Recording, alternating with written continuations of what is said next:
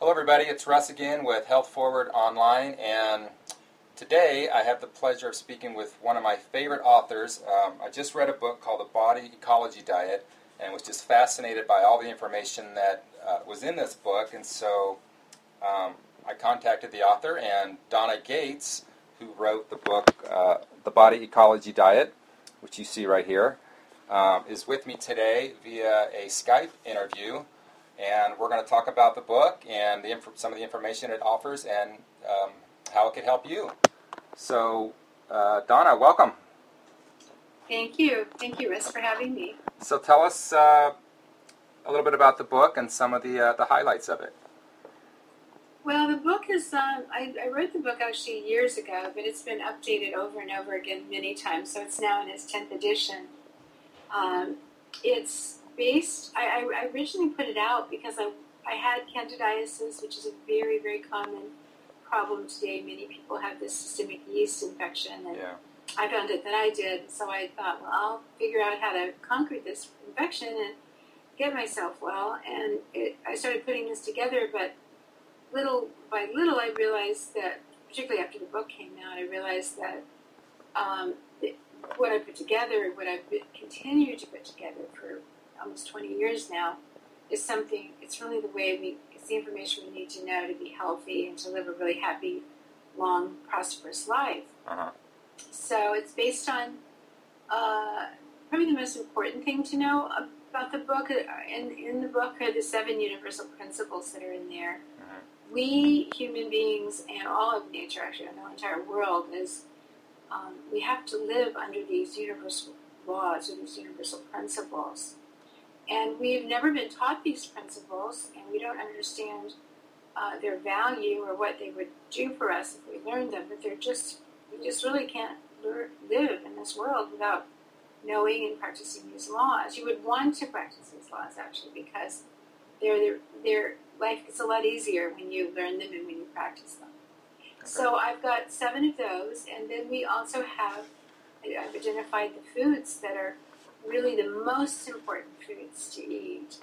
Now, over the years, I didn't really understand what I was creating, but I will say that a number of years ago, about 8 years ago, I started working with autistic children, and we've had a wonderful success with autism, but I also work with an awful lot of doctors who recommend the Body Ecology Diet, and many people who are very knowledgeable about health and nutrition are recommended as well, and it's really kind of a foolproof diet. Like, there's nothing you can criticize about it. You can criticize the raw diet for different reasons and the high protein diet, but this diet kind of pretty much has it all, and there's nothing to say negative about it, except that maybe for some people they might find it hard to do, but that's only because they don't understand one of the most important principles, which is the principle of step by step. Okay. So that principle, step by step, tells us where to begin, and it also says you can't do everything at once. We have a lot of tools for people, and so we want people to just pick up the tools that look good to them. Like, there's certain ones that you're maybe already doing, and a couple more that you can add. You just keep picking up the tools. When you're ready for the next one, you pick that up, and pretty soon you have this huge toolbox of these great healing tools, basically. So the step-by-step principle is about going slowly, step by step, but it's also about where to begin. Like, if you're wanting to lose weight or have a healthy baby, or you have candidiasis, which is that systemic yeast infection I was talking about, if you have anything, even cancer, anything that's wrong with you, you've got to begin somewhere. Yeah. And there are 4 things you have to be doing, focused on and doing on that first step to wellness. And that first of the 4 things is to create energy. Now, this particular one is a little bit more profound than it seems, because we're doing a lot of things that sabotage our energy that we have in our body, like getting up in the morning and having that cup of coffee because we don't have any energy till we do, is actually depleting the body of energy. Chocolate candy bars, and caffeine is terrible at depleting the body. Sugar's bad, alcohol, not drinking enough water, not having enough vitamin D in the body. Many, many things deplete our energy. A lot of people check their emails late at night, or they'll watch these really exciting shows on television, and the shows on TV raise your cortisol levels, and the checking your internet late at night or checking your emails, you're shining light into your eyes, and then you can't produce melatonin, and so you won't go to sleep. There's just so much I could say about that, but first, take a really serious look. What am I doing that's causing me to lose energy? Because you never can heal if you don't have enough energy to heal.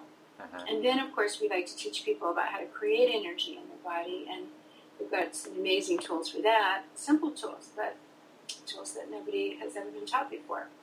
And then the second thing that you've got to be focused on, besides creating energy, is you've got to conquer any infections in your body. If you have a really bad viral infection, yeast infection, bacterial infection, a lot of your energy is being used up. Your immune system's overwhelmed taking care of this infection. So they have to be brought under control, these infections do. And of course, we teach people how to do that.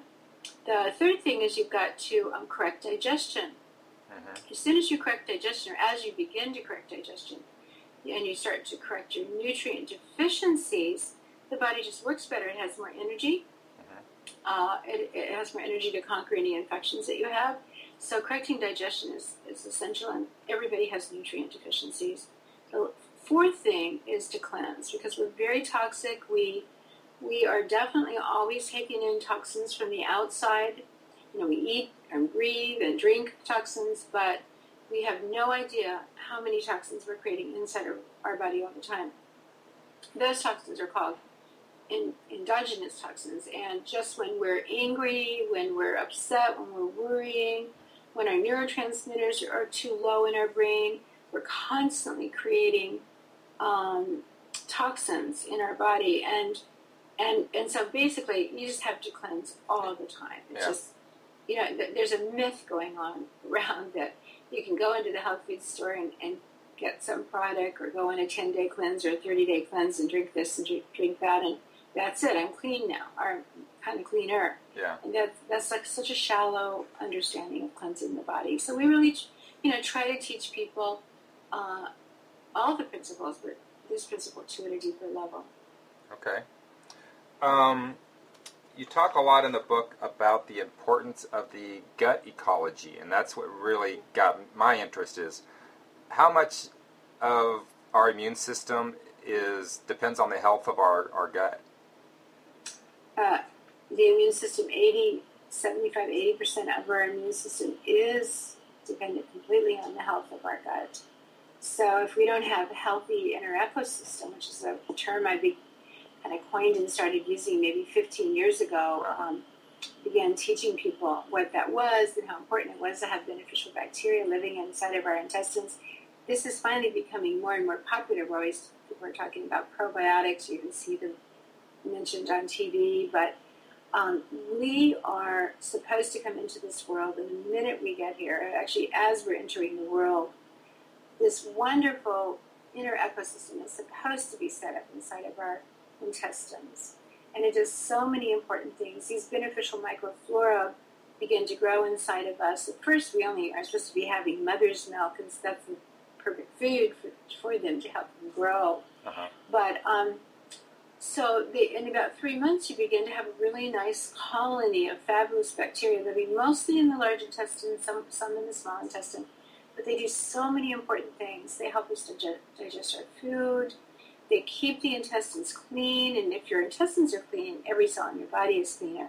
They protect us from parasites. Even if you're going to eat food that has some type of chemical or mercury in it, and you've got lots of microflora also in your gut, then those microflora can literally get rid of that